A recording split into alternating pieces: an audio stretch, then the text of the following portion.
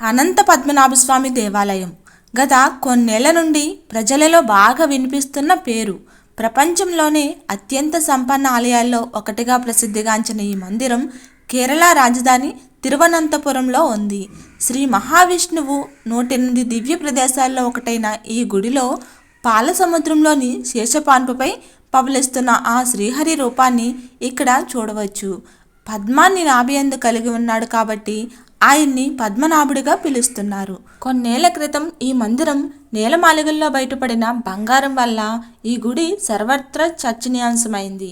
కొన్ని లక్షల కోట్ల విలువ ఉంటుందని అంచనా వేశారు. అనంత పద్మనాభస్వామి ఆలయంలోని 7వ ద్వారాన్ని తెరవాలని పరిశీలించిన వైజ్ఞానికులకు మతిపోయింది. ఇటువంటి రహస్యమైన ఆలయాలు మన దేశంలో చాలా ఉన్నాయి. సైన్స్ ఎంత ఎక్కువగా అభివృద్ధి చెందినా మనకు తెలియని, మనకు అంతు చిక్కని రహస్యాలను ఛేదించలేకపోతున్నారు.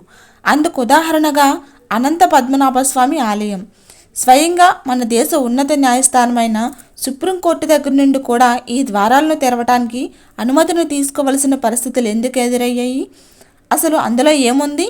ఇంతవరకు ఎవరికీ సాధ్యం కాని విషయాన్ని నాసా శాస్త్రవేత్తలు, వైజ్ఞానికులు ఛేదించగలరా?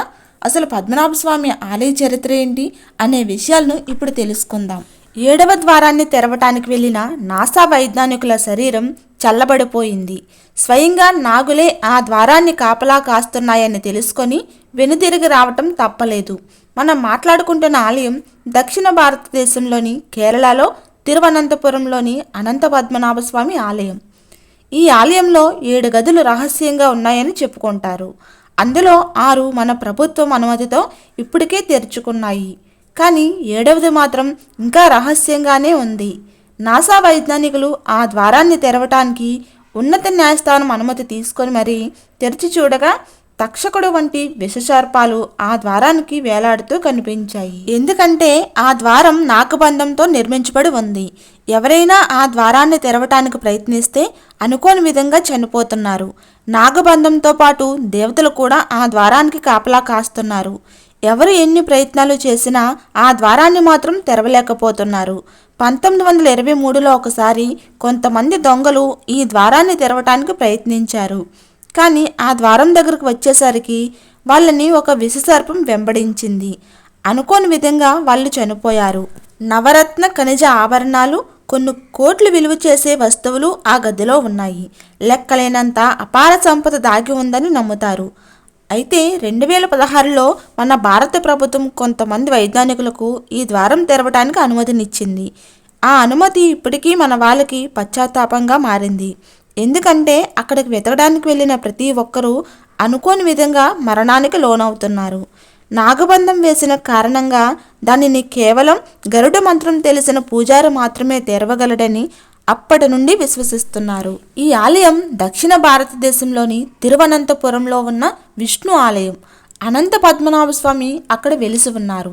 గర్భగుడిలోని అనంత పద్మనాభస్వామి శయనముద్రలో శేషుని మీద పవలిస్తున్నట్టుగా ఉంటుంది. ఈ విగ్రహాన్ని చూడటానికి ప్రపంచంలోని నలుమూలల నుండి వేలాది మంది భక్తులు వస్తారు. అనంతుడు అన్న పేరుతో అక్కడ విష్ణుమూర్తి ఉన్నాడని భక్తుల విశ్వాసం. శ్రీ మహావిష్ణువు విశ్రాంతి ముద్రలో ఉంటారు. మరి ఈ ఆలయాన్ని ఎవరు నిర్మించారు? అక్కడ ఉన్న ఖజానాకి వారసులెవరు? ఈ ప్రశ్న ప్రతి ఒక్కరికి రావటం సహజం. రాజా మార్తాండ ఈ ఆలయాన్ని నిర్మించాడని పురాణాలు చెబుతున్నాయి. తర్వాత ట్రావెన్కోర్కు సంబంధించిన రాజులు ఈ ఆలయ నిర్మాణాన్ని కొనసాగించారు. వీటి ఆనవాళ్లు 9వ శతాబ్దపు గ్రంథాలలో మనకు లభిస్తాయి. వాళ్ళు సంపాదించిన ప్రతి ఒక్కటి కూడా అనంత పద్మనాభ స్వామికే సమర్పించుకున్నారు. ఆ ఖజానా అంతా 7వ గదిలో దాచారు. గర్భగుడి కింద 7 సొరంగ గదులు నిర్మించి అందులో 6 గదులకు ఒక్కొక్క దానికి 2 గట్టి తాళాలు వేశారు. కానీ 7వ దానికి ఎటువంటి తాళము లేదు. 2 నాగులు తలుపు మీద ఉన్నట్టు ఉంటుంది. ఎవరైనా ఈ తలుపులు ముట్టుకుంటే వారి మృత్యువు ఖచ్చితంగా పాము చేతిలోనే ఉంటుంది.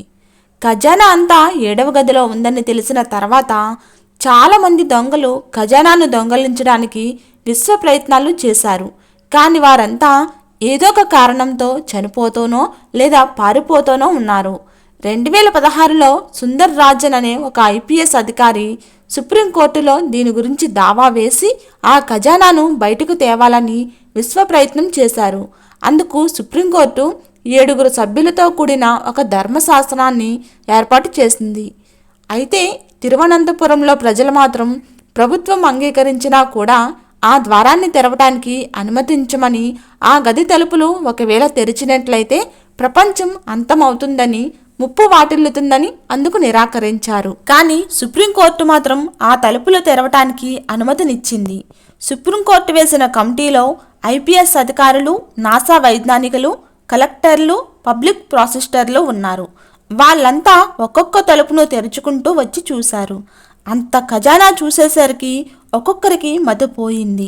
6 గదుల తాళాలు ఒక్కొక్కటిగా తెరుస్తూ ఒక్కొక్క గదిలో ఉన్న లక్షల కోట్లకు పైగా ఉన్న సంపదను, ఖజానాను, రత్నాలు, వైడూర్యాలు, పచ్చల కెంపులు ఇలా ఒకటేంటి ప్రతి ఒక్కటి చూసి ఆశ్చర్యపోయారు. అనుకున్నట్టుగానే 7వ ద్వారం దగ్గరికి వెళ్ళారు. 6 గదులలోని ఇంత ఖజానా దొరికినప్పుడు 7వ గదిలో ఇంకెంత దాగి ఉందో అన్న ఆలోచన ప్రతి ఒక్కరిలోనే ఉంది. తీరా ఆ ద్వారం తెరవటానికి అక్కడికి వెళ్ళి చూసేసరికి ఆ ద్వారానికి అసలు తాళాలు లేవు. పైగా ఆ తలుపుల మీద ఉన్న నాగులు అందరినీ భయభ్రాంతులకు గురి చేశాయి. కమిటీలో ఉన్న శాస్త్రవేత్తలు మాత్రం ఆ గదిలో ఏముందని ఎట్టి పరిస్థితుల్లోనైనా తెలుసుకోవాలని నిర్ణయించుకున్నారు. అసలు ఆ గదిలోని లక్షల కోట్ల విలువైన సంపద ఉందా, లేక ప్రమాదకరమైన మరణాయుధాలు ఏమన్నా ఉన్నాయా అని తెలుసుకోవటానికి ఆరాటపడ్డారు. తలుపులకు తాళాలు లేకపోయినా కూడా 10 మంది కలిసి తెరవటానికి ప్రయత్నించినా ఏమీ చేయలేకపోయారు. పైగా ఆ గదిలోని నాగుల బుసబుసలు ఇంకా సముద్రపు పోరు వినిపించాయి. ఆ గదికి దారి అటువైపు అరేబియన్ సముద్రానికి మధ్యలో ఉంటుందని నమ్మకం కూడా ఉంది. ఇవన్నీ చూసిన శాస్త్రవేత్తలు ఇక పూజారుల సహాయం తీసుకోవాలని అనుకున్నారు. వేదమంత్రం, గరుడ మంత్రం, నాగబంధం గురించి తెలిసిన పూజారి గురించి వెతకడం మొదలుపెట్టారు. మంత్రాన్ని అభ్యసించిన పూజారి గురించి వెతుకులాడారు. ఆ మంత్రంలోనే ఒక పూజారి గరుడ మంత్రాన్ని ఉపసన చేసిన వాడు ఉండటం వలన అతనిని పిలిపించారు. పూజారి గరుడ మంత్రం పఠించడం మొదలుపెట్టిన కాసేపటికే ఆ మందిరంలోని ఒక కంపనం మొదలైంది. ఒక్కసారిగా ఆలయం మొత్తం ఊగిపోవడం మొదలైంది. దానిని చూసిన ప్రతి ఒక్కరూ వణుకుపోయారు. దానికి తోడు గరుడ మంత్రాన్ని జపిస్తున్న ఆ పూజారి కూడా మంత్రాలను మధ్యలోనే ఆపేశారు. అకస్మాత్తుగా ఏమి జరిగిందో తెలియదు. నాసా అధికారులకు, ఐపీఎస్ అధికారులకు, పూజారులకు వణుకు పుట్టింది. ఇక అక్కడ నుండి ఓటమును ఒప్పుకొని వెనుకకు తగ్గాల్సి వచ్చింది. ప్రభుత్వానికి మాత్రం 6 గదులలో అపారమైన సంపద దొరికింది. తర్వాత కొన్ని రోజులకు అక్కడికి వెళ్ళిన కమిటీ వాళ్ళు, అలాగే పూజారులు కూడా అనేక కష్టాలు పడ్డారు. అనారోగ్య సమస్యలకు గురయ్యారు.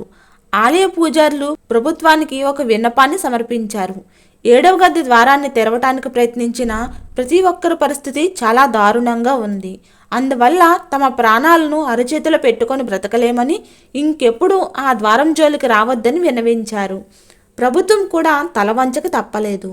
అప్పటి నుండి ఇప్పటి వరకు ఆ ద్వారం దగ్గరికి కాదు కదా, కనీసం ఆ 7వ గది గురించి తెరవటానికి కూడా ప్రభుత్వానికి ధైర్యం సరిపోలేదు. ఆ ద్వారం తెరవటానికి పిటిషన్ వేసిన ఐపీఎస్ అధికారి సుందర్ రాజన్ కూడా అనారోగ్యానికి గురై చాలా దీనస్థితిలో మరణానికి లోను కావటం కూడా ఆశ్చర్యపరిచింది. దీనిపై ఒక శాసనాన్ని కూడా లిఖించారు. ఎవరైనా ఏ కారణం చేతనైనా ఆ ద్వారాన్ని తెరవటానికి ప్రయత్నిస్తే వారికి చాలా కఠినమైన శిక్ష ఉంటుందని, అందుకు పూర్తి బాధ్యత వాళ్లే వహించాలని ఆ శాసనంలో లిఖించి ఉంది. అయితే పురాణాల ప్రకారం ఈ ఆలయం వెనుక ఒక కథ కూడా ఉంది. పూర్వం దివాకర మౌలి అనే విష్ణు భక్తుడు స్వామివారి దర్శనం కోసం తపస్సు చేసుకుంటూ ఉండేవాడు. ఒకరోజు ఆయన ఉండే ఆశ్రమం దగ్గరకు ఒక చిన్న బాలుడు వస్తాడు. ఆ పిల్లవాడి తేజస్సును చూసి ముచ్చటపడిన ఆ ముని తనతో ఉండమని కోరగా బాలుడు సరేనో ఒప్పుకుంటాడు. కానీ ఒక షరతు పెడతాడు. తనని ఏమీ అనకూడదని, తనని ఏమైనా అంటే వెళ్ళిపోతానని చెప్తాడు ఆ బాలుడు. అప్పుడు సరే అన్న ముని సహనంతో ఆ పిల్లవాడి చేసే అల్లరిని భరిస్తాడు. అలా ఒకరోజు ముని తపస్సు చేసుకుంటూ ఉండగా ఆయన పూజించే సాలగ్రామాన్ని తీసి ఆడటంతో ఆగ్రహం పట్టలేక కోపంతో ఆ బాలుడిని అక్కడ నుండి వెళ్ళిపోమంటాడు. అప్పుడు ఆ బాలుడు అదృశ్యమవుతూ నువ్వు నన్ను చూడాలి అనుకుంటే అరణ్యానికి రమ్మని చెబుతాడు. దాంతో ఆ ముని ఆ బాలుడు విష్ణువు అని గ్రహించుకొని ఆయన్ని చూసేందుకు అరణ్యానికి వెళ్ళగా ఆ బాలుడు మహావృక్ష రూపంలో నేల కొరికి శ్రీ మహావిష్ణువు శేషసాయనుడిగా ఉన్న రూపంలో కనిపించాడు. ఆ మహిమాన్విత రూపం దాదాపు 5 కిలోమీటర్లు వ్యాపించగా అంతటి భారీ విగ్రహాన్ని దర్శించడం కష్టమని కనువిందు చేసే రూపంలో అవతరించాలని ఆ ముని వేడుకొన్నాడు. ముని విన్నపాన్ని మన్నించిన స్వామివారు ప్రస్తుత రూపంలో కనిపించగా ఆ విగ్రహాన్ని తెచ్చి తిరువనంతపురంలో ప్రతిష్ఠించారట. తిరువనంతపురం ఒక పాము పేరు మీద ఏర్పడిన నగరం. అనంతనాభుడే ఆ ద్వారాన్ని ఆ గదిని రక్షిస్తున్నాడని విశ్వాసం. ఇక ఈ మందిరానికి వస్తే పూర్తిగా బంగారంతో తయారు చేయబడి ఉంటుంది. అక్కడ ఉన్న స్తంభాలలో ఒక స్తంభం కూడా బంగారంతోనే తయారై ఉంటుంది. మందిరానికి 4 వైపులా అనేక స్తంభాలు అందమైన శిలలతో ప్రతిమలతో మనల్ని అబ్బురపరుస్తుంది. ఇక మూల విరాట్ సైనించిన ముద్రలో ఉన్న ఆ విష్ణుమూర్తిని 3 ద్వారాలలో మనం దర్శనం చేసుకోవాలి. మొదటి ద్వారంలో స్వామివారి శిరస్సును, మధ్య ద్వారంలో స్వామివారి కమలనాభిని, 3వ ద్వారం నుండి స్వామివారి పాదాలను దర్శనం చేసుకొని తరించిపోతారు. మరైతే ఇక్కడ 7వ ద్వారం తలుపులు తెరుచుకునే అవకాశం లేదా? అందుకు సమాధానం ఏమిటో మనకు కూడా ఆశ్చర్యంగానే ఉంటుంది. అసలు తలుపులకు తాళాలే లేని ఆ ద్వారాన్ని తెరవటం ఎవరికీ సాధ్యం అవ్వదు. 16వ శతాబ్దంలో ఒక సిద్ధ పురుషుడు తపస్వి అయిన ఒక వ్యక్తి ఈ గరుడ మంత్రాన్ని జపించి తిరిగి నాగబంధాన్ని వేశారు అనే ప్రచారం కూడా ఉంది. మళ్ళీ ఆ సిద్ధ పురుషుడే వచ్చి తానంతట తానే గరుడ మంత్రాన్ని జపిస్తే తలుపులు వాటంతటవే తెరుచుకుంటాయి. ఒకవేళ ఎవరైనా తెరవటానికి ప్రయత్నిస్తే ప్రళయం సంభవిస్తుందని ఎన్నో సందర్భాలు రుజువు చేశాయి. అందుకే అప్పటి వరకు మనం వేచి చూడటం తప్ప ఇంకేమీ చేయలేము.